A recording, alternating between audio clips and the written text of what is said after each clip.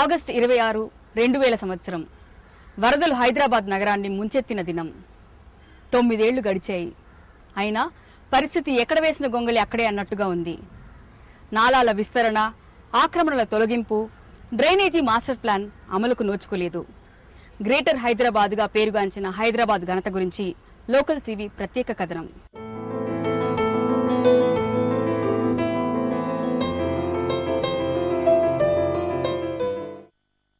August 26, 2000వ సంవత్సరంలో వర్షాలు హైదరాబాద్, సికింద్రాబాద్ జంట నగరాల్లో భారీ నష్టాన్ని కలిగించాయి.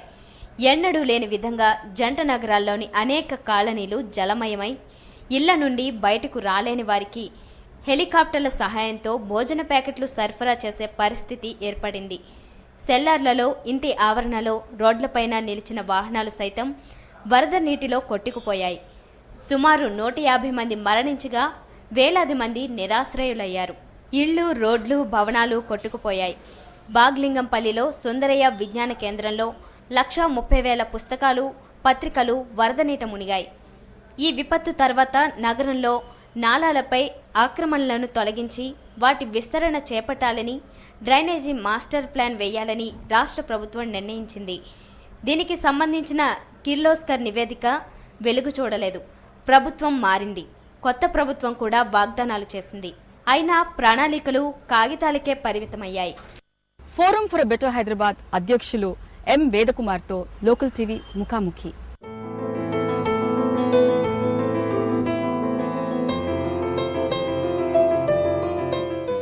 నమస్కారం వేదకుమార్.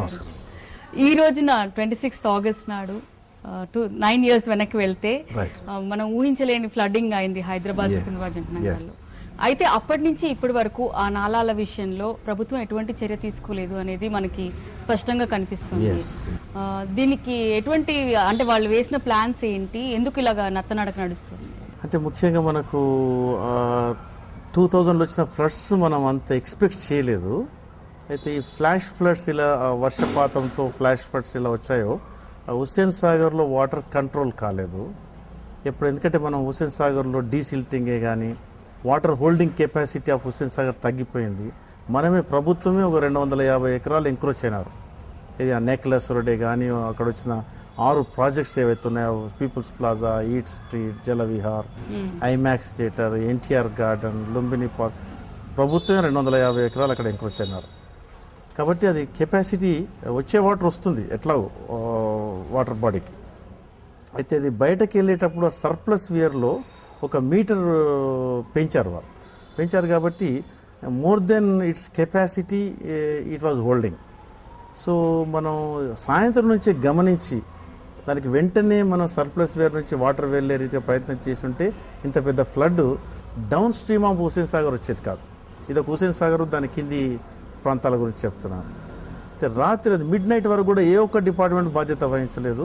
అప్పుడు సమ్ అథారిటీతో కనుక్కొని నిర్ణయం తీసుకొని ఆ సర్ప్లస్ వేర్ది డోజర్స్ పెట్టి కొద్దిగా రెడ్యూస్ చేయడం, సడన్గా ఫ్లడ్ రావడం, అంతవరకు అందరికీ కింద డౌన్ స్ట్రీమ్లో ఇన్ఫార్మ్ చేశారు ఫ్లడ్ వచ్చే అవకాశం ఉంది, ఖాళీలు చేయండి అని చేయడం జరిగింది.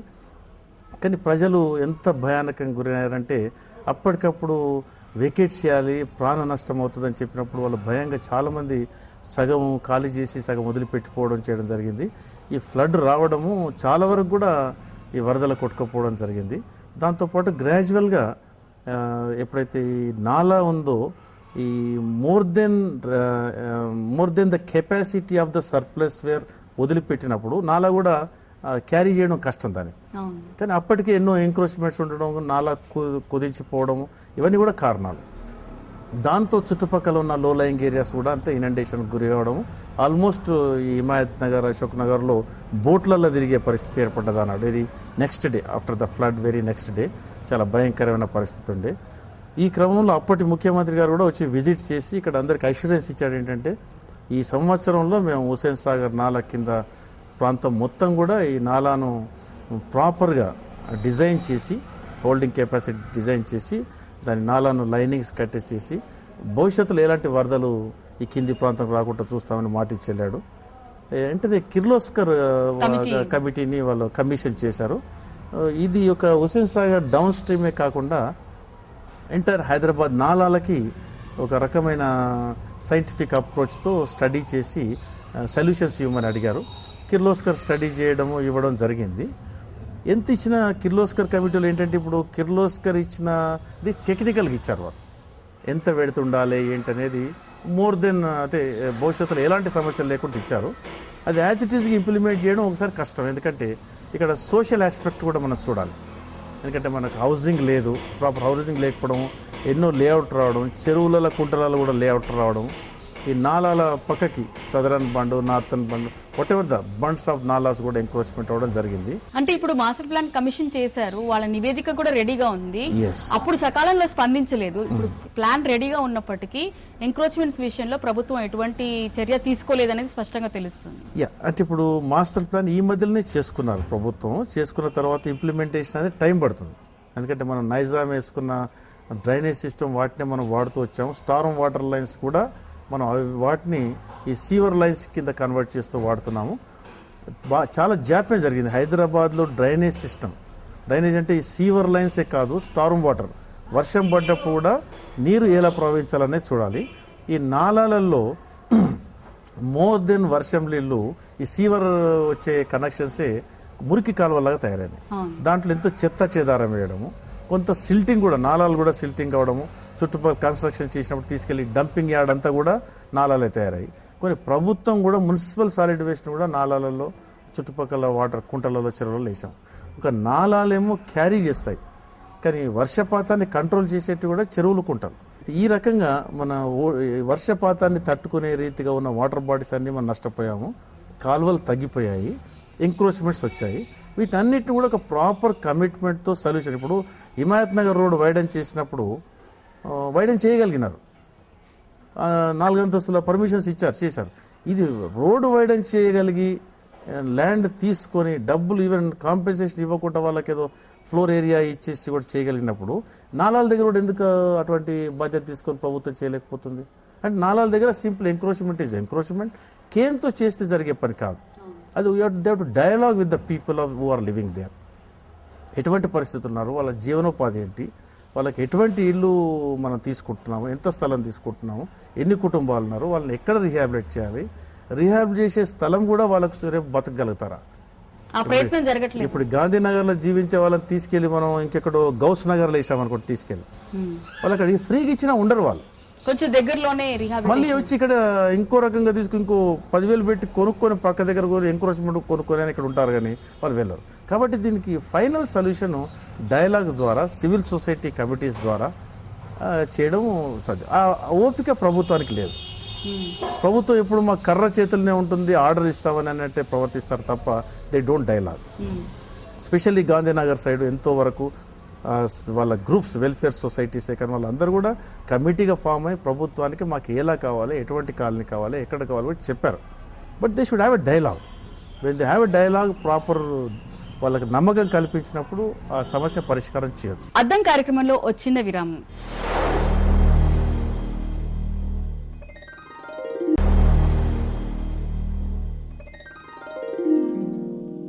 అద్దం కార్యక్రమానికి పునఃస్వాగతం.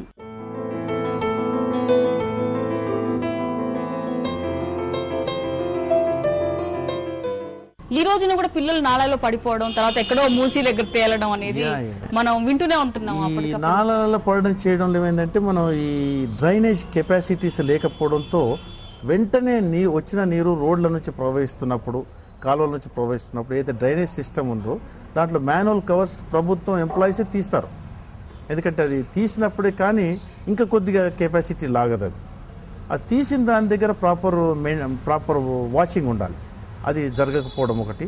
వాళ్ళు తీసే క్రమంలో కూడా ఇటు పబ్లిక్ కూడా ఉన్న కాలనీ వాళ్ళు కూడా మా ఇల్లు మునుగుతుంది అనుకొని తీస్తారు.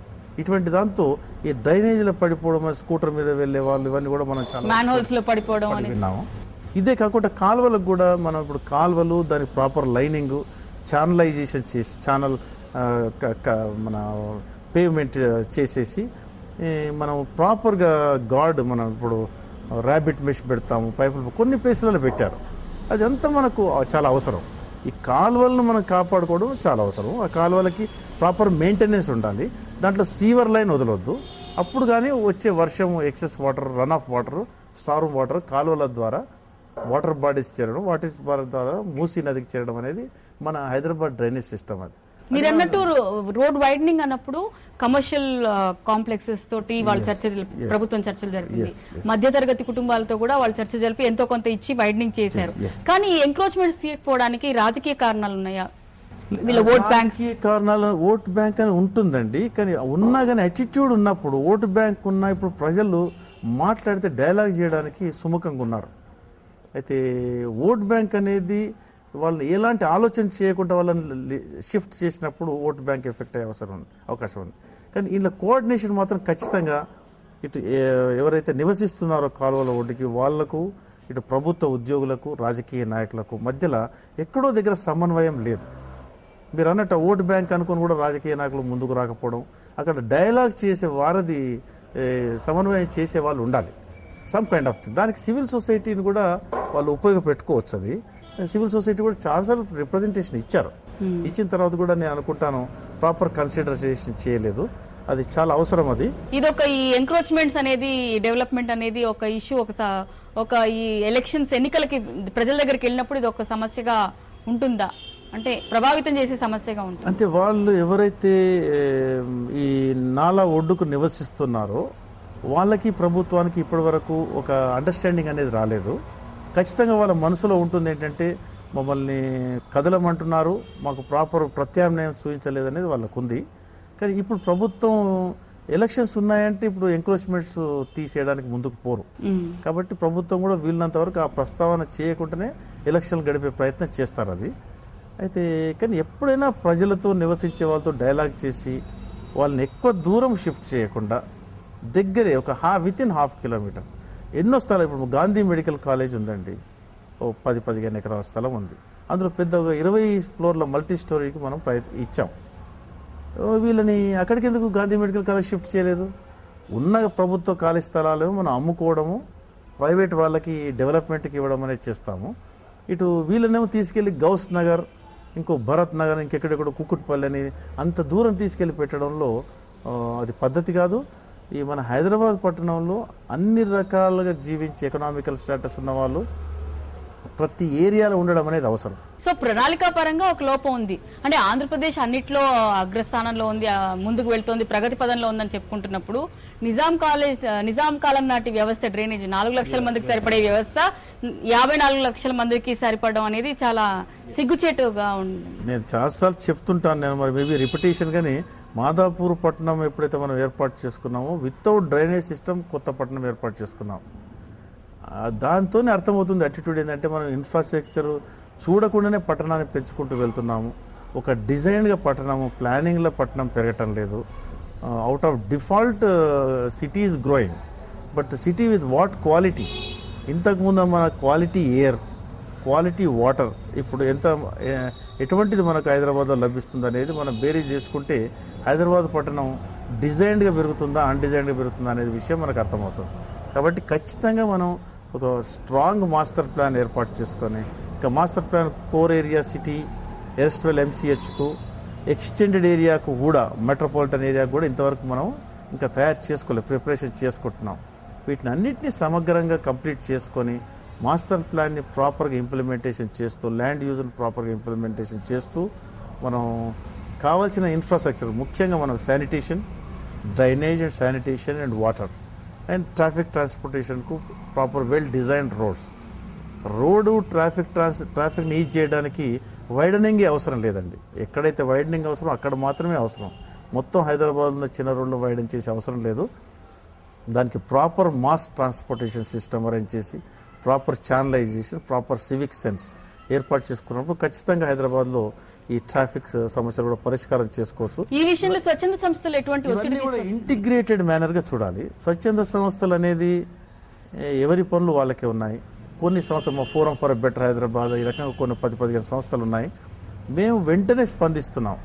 ఏవైతే హైదరాబాద్ ఫేస్ చేస్తున్న వాటర్ బాడీస్ విషయంలో కానీ, ఓపెన్ స్పేసెస్ కానీ, ఇటువంటి ట్రాఫిక్ ట్రాన్స్పోర్టేషనే కానీ, ఇటు హౌసింగ్ రిలేటెడ్ ఇష్యూసే కానీ, హెరిటేజ్ విషయమే కానీ, రాక్ ఫార్మేషన్ విషయంలో, మాస్టర్ ప్లాన్ విషయంలో, బయో కన్జర్వేషన్ జోన్ విషయంలో, ఈ individual issues like Hussain Sagar, ఇటువంటివన్నీ కూడా మేము ప్రభుత్వానికి ఎప్పుడు ఎటువంటి మెట్రో తీసుకొస్తున్నాం అన్నప్పుడు మేము స్పందిస్తాం.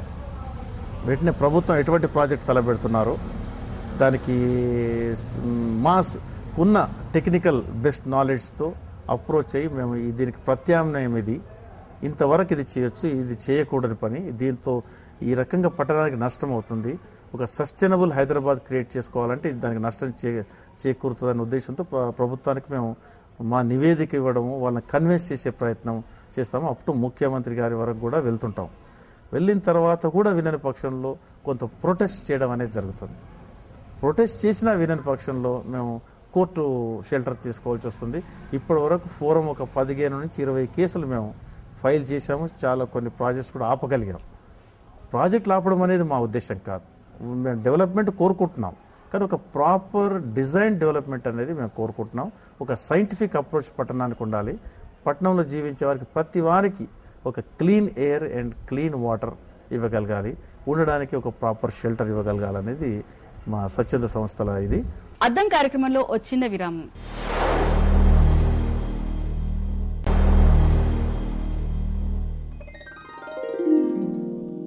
అద్దం కార్యక్రమానికి పునఃస్వాగతం.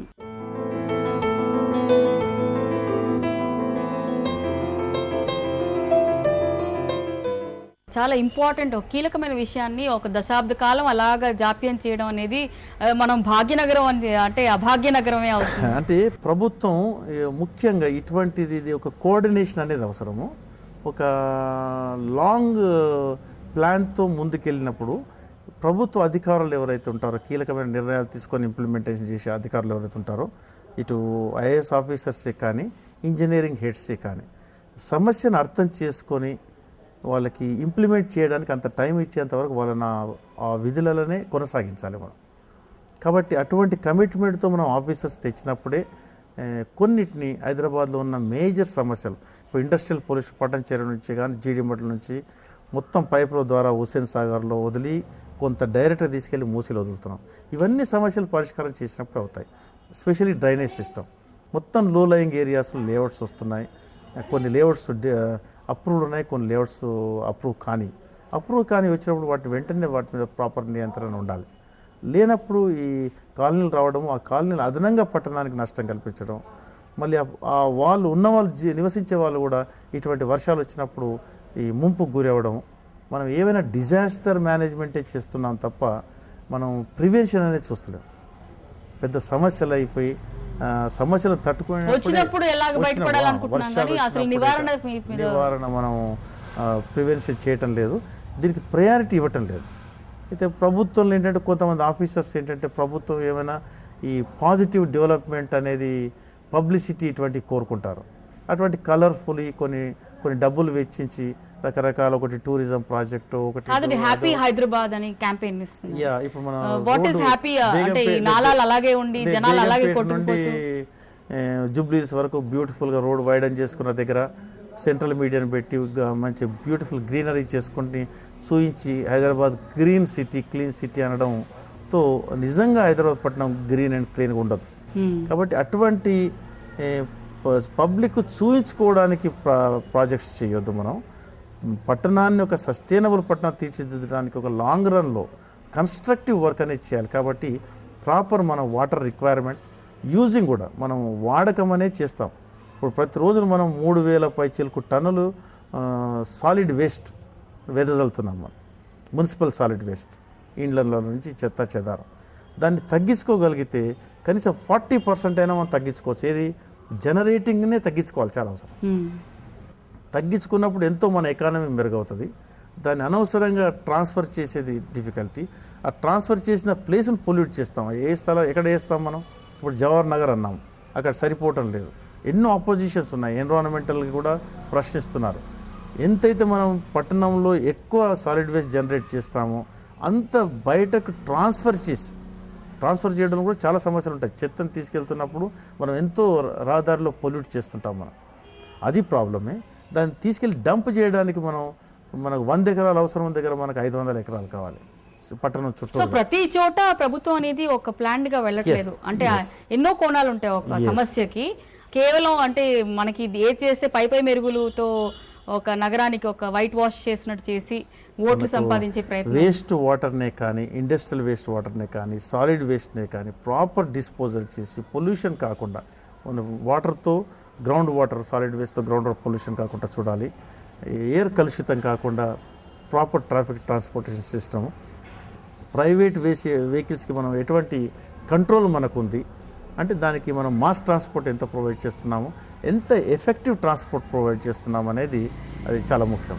వీటన్నిటిని ఇంటిగ్రేటెడ్ మనకు చెరువులు, కుంటలు ఎంతవరకు కాపాడుకోగలిగాము, న్యాచురల్ రిసోర్సెస్ చుట్టుపక్కల ఉన్న చెట్లు, చేమలు, న్యాచురల్ రిసోర్సెసే పట్టణాన్ని కాపాడగలుగుతాయి.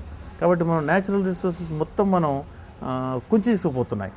ఇది మొత్తం పట్టణంలో ఉన్న చుట్టుపక్కల జరిగే వ్యవసాయమే కానీ సో సహజ వనరులను కోల్పోవద్దు. ప్రణాళికబద్ధంగా అన్ని సమన్వయంతో పనిచేస్తే ముందు రాజకీయ నిబద్ధత ఉండాలి, పొలిటికల్ విల్ ఉండాలి. Exactly. అండ్ అధికారులు దాన్ని ఆచరణలో పెట్టే చక్కని అధికారులు ఉంటే మనం పట్టణ అభివృద్ధి పైన దృష్టి మనకి పెట్టినట్టు. ఇప్పుడు 73rd, 74th అమెండ్మెంట్ ఉంది, మున్సిపల్ యాక్ట్ ఉంది నేషనల్ లెవెల్లో, వాటిని అన్నిటి కూడా పాటించాలి. కాబట్టి పట్టణంలో నివసించే ప్రజలు కమిటీలు ఏర్పాటు చేసి డెవలప్మెంట్లో, ప్లానింగ్లో, డెవలప్మెంట్లో వాళ్ళు ఇన్వాల్వ్ చేసి ప్రభుత్వ ఉద్యోగులు మేము ఫెలిసిటేటర్స్, ప్రజా సేవకులమని వాళ్ళు అనుకున్నప్పుడు ఖచ్చితంగా మనం ఇవన్నీ ఇంప్లిమెంట్ చేయగలుగుతాము. మీరు అన్నట్టు పొలిటికల్ విల్ ఉండాలి, ప్రభుత్వ ఉద్యోగులు బాధ్యత వహించాలి, ఇటు ప్రజలను మర్చిపోకుండా ప్లాన్ చేయాలి తప్ప మనం ఇష్టం ఉన్న ప్రాజెక్ట్స్ తెచ్చి ప్రజల మీద రుద్దడంతో లోకల్ గవర్నమెంట్, ఇది స్టేట్ గవర్నమెంట్తో సంబంధం ఉండదు ఏ పట్టణానికి కూడా. ఈ పట్టణాలు, మున్సిపాలిటీస్, మున్సిపల్ కార్పొరేషన్లు, గ్రామ పంచాయతీలు మొత్తము వాళ్ళ లోకల్ బాడీస్తో నడపవలసినవి. దానికి ప్రభుత్వ ఉద్యోగులు సీట్ల నుండి సహకరిస్తారు కానీ రాష్ట్ర ప్రభుత్వం వీటిని నడపదు. కానీ బాధాకరమైన విషయం, రాష్ట్ర ప్రభుత్వమే పై చేయితో రాష్ట్ర ప్రభుత్వం చెప్పినట్టే ఈ లోకల్ బాడీస్ నడిచే రీతి మన ఆంధ్ర రాష్ట్రంలో మొదటి నుంచి ఉంది, ఇప్పుడు కూడా జరుగుతుంది. అది మానుకోవాలని మారిన రోజు ఖచ్చితంగా ఒక 4-5 సంవత్సరాల పట్టణాన్ని మనం సరిదిద్దుకోవచ్చు. ఆ పట్టణం, మన పట్టణం మొదటి నుంచి కూడా కుతుబ్ షాహీస్ అప్పుడు, ఆసఫ్ జాహీస్ అప్పుడు కూడా మన పట్టణం ప్రపంచంలో పేరుగాంచిన పట్టణం. ఇప్పటికైనా మనం నష్టపోలేదు. చేసిన తప్పులన్నీ కూడా రెక్టిఫై చేసుకొని మన పట్టణాన్ని ఒక మంచి సస్టైనబుల్ పట్టణంగా తీర్చిదిద్దే ఇప్పటికీ అవకాశం ఉంది. కానీ ప్రభుత్వంలో ఇటు రాజకీయ పార్టీలకు, ఇటు state who is running and the employees, they should realise and they should come forward to involve people and go head. Thank you very much Vedakumar గారు. ఇప్పుడైనా ప్రభుత్వం మేల్కొని పట్టణాన్ని సరైన దిశలో తీసుకెళ్తుందని ఆశిద్దాం. వినాయకుడి పెళ్లికి అన్ని విఘ్నాలే అన్నట్టు ప్రభుత్వ ప్రణాళికలకు అన్ని అడ్డంకులే. గ్రేటర్ ఎన్నికల నేపథ్యంలోనైనా మన నేతలు మేల్కొని నగర అభివృద్ధి కోసం చిత్తశుద్ధితో కృషి చేస్తారని ఆశిద్దాం.